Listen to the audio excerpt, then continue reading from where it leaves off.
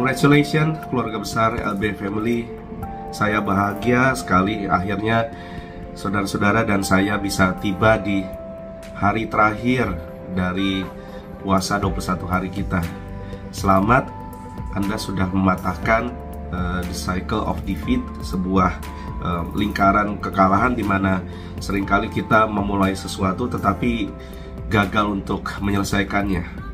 Sekalipun dalam perjalanan puasa ini Anda tertatih-tatih, tetapi saya memuji Tuhan untuk semua saudara yang menyelesaikannya sampai ke hari 21.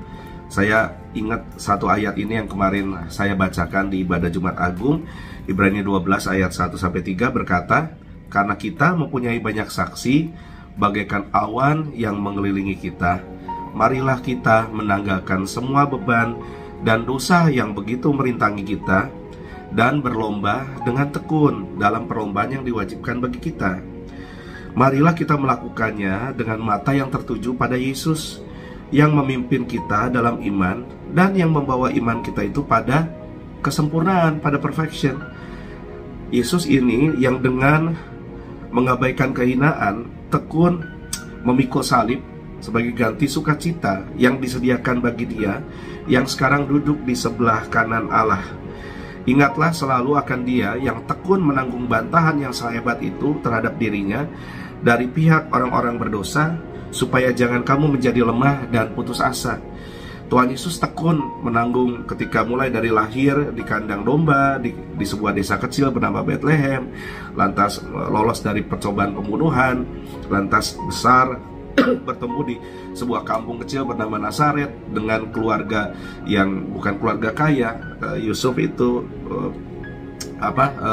keluarga tukang kayu, saudara ya, pengrajin kayu. Dan Tuhan Yesus melewati semua proses bertumbuh menjadi anak remaja, anak pemuda, saudara.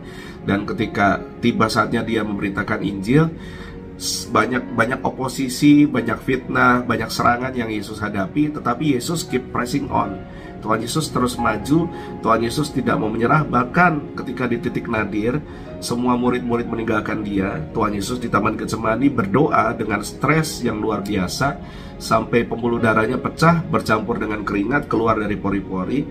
Tuhan Yesus berkata, "Bukan kehendakku, melainkan kehendak-Mu." Sekalipun terlintas pikiran untuk menghentikannya, tetapi cintanya yang besar pada saudara dan saya membuat Tuhan Yesus menjadi pemenang, bukan pecundang. Selama 1 hari ke depan, Tuhan Yesus tidak diizinkan makan dan minum, dihina dan dilempar dari pengadilan Herodes ke pengadilan Pilatus bolak-balik, disiksa begitu rupa, sampai akhirnya dipermalukan di depan umum, ditelanjangi dengan daging yang sudah tergantung-gantung di badannya karena begitu banyak siksaan yang Tuhan Yesus terima. Yang luar biasanya, saudara-saudara, Tuhan Yesus tetap tidak menyerah. Tuhan Yesus tetap pressing on, Tuhan Yesus tetap bergerak, Tuhan Yesus tetap berjalan, saudara. Tuhan Yesus tetap bertempur sampai finish. Dan ketika sudah teronggok seperti mayat dengan daging yang bergelantungan dan daging yang darah yang berceceran, Tuhan Yesus berkata, "Sudah selesai." Dan ketika sudah selesai, surga menangis, Yerusalem dan bait suci gempa bumi. Yerusalem terbelah dua, bait suci terbelah dua, dan akhirnya Tuhan Yesus ditaruh di kubur, dan pada hari yang ketiga bangkit dan naik ke surga mempersiapkan tempat buat kita. Dari Tuhan Yesus lah orang Kristen seharusnya belajar apa artinya pemenang. Dari Tuhan Yesus lah orang Kristen harusnya belajar apa artinya tidak menyerah di tengah jalan. Dari Tuhan Yesus lah orang Kristen belajar apa artinya bukan menjadi pecundang. Setelah Anda menyelesaikan puasa ini, ada banyak perlombaan. Tadi di ayat yang kita baca, dalam hidup beriman ada banyak perlombaan yang kita akan alami. Tetapi kalau baru dalam perlombaan doa puasa ini saja Anda tidak mau menyelesaikan, ya nanti Anda akan terus terlibat, terus berputar-putar dalam putaran kekalahan, dalam sebuah cycle of defeat. Kita nggak pernah menyelesaikan sesuatu. Sekolah nggak selesai, kerja nggak selesai, memulai sebuah proyek nggak selesai, memulai sebuah ide nggak selesai, memulai rumah tangga berhenti di tengah jalan. Itu akan jadi sebuah lingkaran setan, saudara. Tapi saya memuji Tuhan, selamat, congratulations buat Anda yang sudah memutuskan dan mematahkan kutuk kekalahan itu. Anda sudah keluar dari kutuk kekalahan itu dan sudah menyelesaikan doa puasa 21 hari, dan saya sungguh bersyukur untuk itu. Selamat, saya bangga menjadi hamba Tuhan yang Tuhan titipkan untuk mengembalakan saudara-saudara. Saya bangga sekali. Nah, berikutnya bukan cuma congratulations, bukan cuma selamat, izinkan saya memberikan beberapa peringatan setelah saudara menyelesaikan puasa ini. Ini hari terakhir. Beberapa saudara yang menyaksikan ini mungkin belum saatnya berbuka. Saya tahu ada yang puasa 12 jam, ada yang 24 jam, ada yang cuma minum air saja mungkin masih. Nah, saudara-saudara, dengar baik, ingat baik bahwa dalam melakukan puasa dan setelah Anda mengakhiri ini, perut Anda, organ pencernaan Anda tidak lagi berada dalam ukuran yang sama seperti sebelum mulai puasa. Ulang ya, perut Anda hari ini, di hari terakhir ini, berada dalam ukuran yang tidak lagi sama dengan ketika waktu Anda memulai puasa.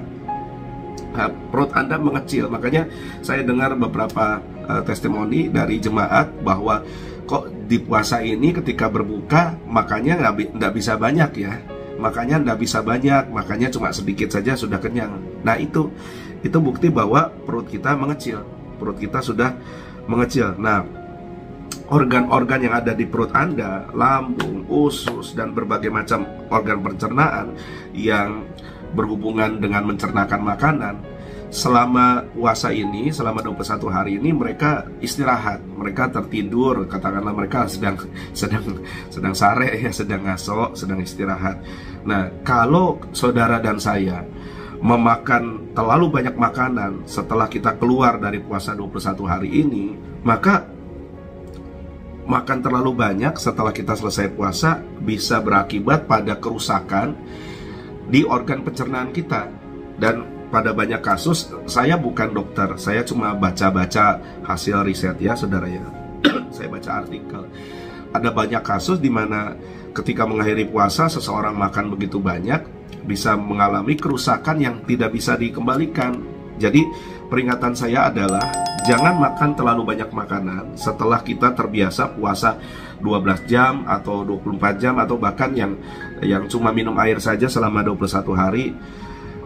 Mungkin Anda berkata, Anda merasa, saya lapar Pak, tapi saya lapar, kan puasa sudah selesai. Ketahuilah bahwa rasa lapar Anda itu lebih ke mental, bukan ke fisik. Saya ulang ya, rasa lapar Anda itu bukan rasa lapar fisik, tapi rasa lapar mental. Karena fisik Anda sebetulnya sudah adjust, sudah menyesuaikan diri selama 21 hari puasa. Yang terbiasa puasa 12 jam, 24 jam, yang biasa puasa hanya minum, kan tidak lapar kan selama ini. Karena kalau saudara ngerti ya, orang zaman dahulu kala, sebelum zaman modern, zaman postmodern seperti kita ini, orang itu tidak setiap hari makan. Anda bayangkan zaman dahulu ketika sebuah keluarga harus makan, mereka harus terlebih dahulu memburu makanannya. Makanannya diburu, lantas beberapa harus menanam dulu sayur-sayur mayur, dan ketika sayur mayur sudah panen baru bisa dimakan. Dan ketika buruan bisa didapat, mereka baru makan. Dan kadang makan itu nggak setiap hari, kadang sehari sekali, kadang beberapa hari mereka lapar, terutama di peradaban miskin, mungkin kurang dari seminggu baru ketemu makanan lagi. Dan ternyata manusia bisa, saudara ya, tidak makan tiap hari.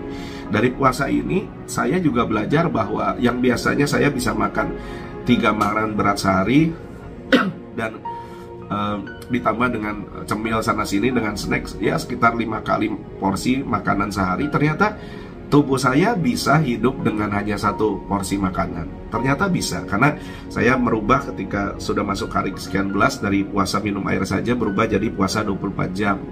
Ternyata saya bisa hidup, saya tidak mati, saya tidak di ICU. Jadi sekali lagi, jangan buru-buru makan banyak, karena apa yang Anda pikir sebagai rasa lapar itu seringkali cuma mental. Mentalnya bukan lapar, fisiknya tidak lapar, tapi mental Anda kangen makanan. Anda kangen bakso, kangen ketoprak, kangen bakmi. Saya betul-betul memberikan warning kepada saudara untuk pelan-pelan. saya kasih ayatnya deh supaya saudara jangan dengar kata-kata saya tapi dengar kata-kata firman. 1 Korintus 3 ayat 16-17 berbunyi begini. Saya pakai versi FHYH, bukan versi TB yang biasa kita pakai ya. FHYH itu firman Allah yang hidup. Tidak ada yang berubah dengan isinya, hanya saya merasa terjemahannya untuk ayat ini lebih nyaman di telinga saudara. Perhatikan ya.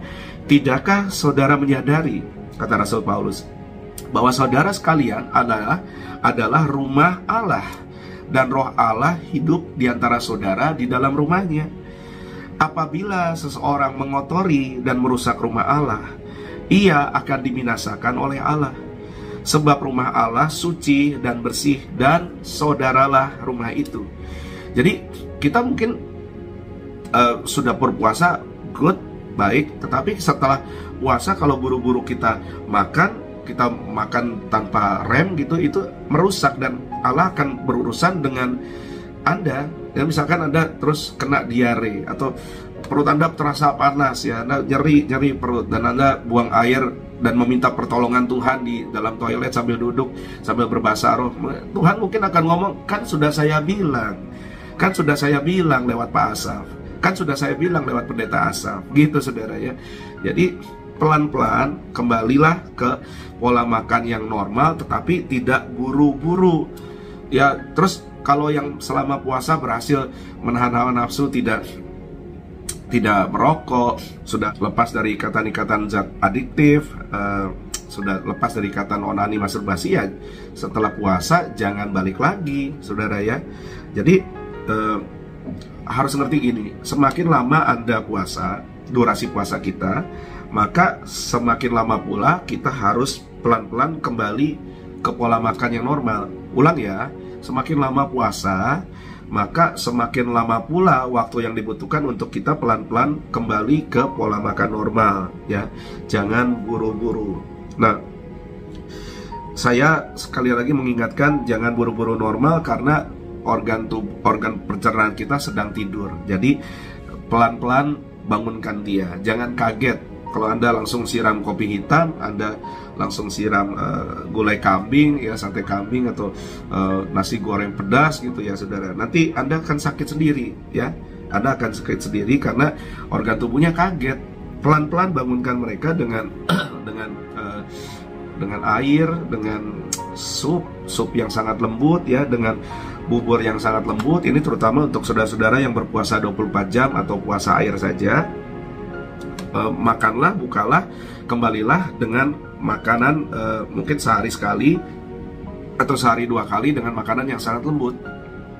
Jangan langsung makan steak, jangan saudara ya, pelan-pelan. Nanti pencernaannya kaget saudara ya.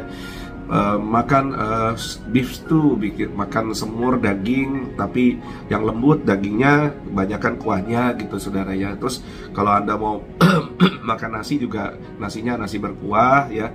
Ini saya tidak sarankan langsung makan nasi, tapi kalau sudah berapa hari bisa makan nasi berkuah pakai sop gitu ya saudara ya.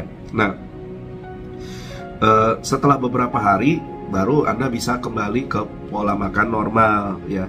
Nah, ini yang tidak kalah penting adalah gini, puasa ini harusnya selama 21 hari, selama 3 minggu, sudah develop sebuah habit yang baik dalam kita, sudah membangun sebuah habit yang baik. Contoh, Anda tidak lagi dikontrol oleh makanan, tetapi Anda yang mengontrol makanan. Anda makan untuk hidup, bukan hidup untuk makan. Anda sudah lepas dari berbagai hawa nafsu, Anda sudah belajar mendisiplin daging, Anda punya jam doa, jam penyembahan, jam baca Alkitab yang teratur. Setelah puasa ini, jangan tinggalkan kebiasaan itu. Sebab kalau Anda berpikir, udah lolos ya 21 hari, udah nggak usah doa lagi, nggak usah baca Alkitab lagi, nggak usah cari hadirat Tuhan lagi, sayang. Karena ingat ya, kemarin dan sejak awal tahun saya sudah pernah khotbahkan, dan kemarin Pastor Nathan juga sudah ingatkan bahwa kita ditebus bukan cuma untuk selamat dari neraka, kita ditebus untuk beribadah kepada Tuhan. Kita ditebus untuk naik ke Gunung Kudus Tuhan, yaitu di kediamannya, di hadiratnya. Jadi kalau setelah puasa ini Anda kembali ke hidup yang tidak bersaat teduh, hidup yang tidak berdoa, hidup yang prayerless, hidup yang tidak cari hadirat Tuhan, ya sia-sia puasa ini ya. Nah, kalau saudara diberkati dengan program puasa ini. Saya rindu Anda mulai doa puasa secara mandiri tanpa program. Ya, mungkin Anda bisa mulai setiap bulan Anda puasa ada waktu Anda puasa dalam seminggu 1 hari, ya Anda puasa, atau mungkin bisa dalam sebulan Anda puasa, atau dalam per 3 bulan Anda puasa 3 hari, ya itu dari kerinduan sendiri. Anda harus challenge diri Anda, harus tantang manusia daging Anda untuk terus dikalahkan oleh kehendak roh. Tapi sebagai gereja tentu nanti saya akan bikin program lagi, kita puasa 3 hari 3 malam ya saudara ya. Tidak makan, tidak buka puasa, cuma 3 hari, tidak lama. Tetapi ini akan lebih challenging dari model puasa yang kita lakukan sekarang. Nah, saya juga bersyukur, terima kasih saudara mengizinkan saya masuk ke rumah-rumah saudara. Saudara mengizinkan saya hadir di gadget-gadget saudara untuk menyapa Anda tiap hari dengan renungan yang menguatkan dan mencerahkan Anda selama puasa ini. Terima kasih sudah mengizinkan saya hadir di rumah-rumah saudara. Tapi kalau Anda kangen dengan broadcast seperti ini, ya silakan taruh di kolom komen, mungkin bisa lebih sering ya ada broadcast seperti ini. Puji Tuhan, selamat mempersiapkan diri untuk berbuka, cari wajah Tuhan. Tuhan Yesus berkati. Selamat berjumpa besok di ibadah Minggu Paskah. God bless you. Bye bye. I love you. I love you all.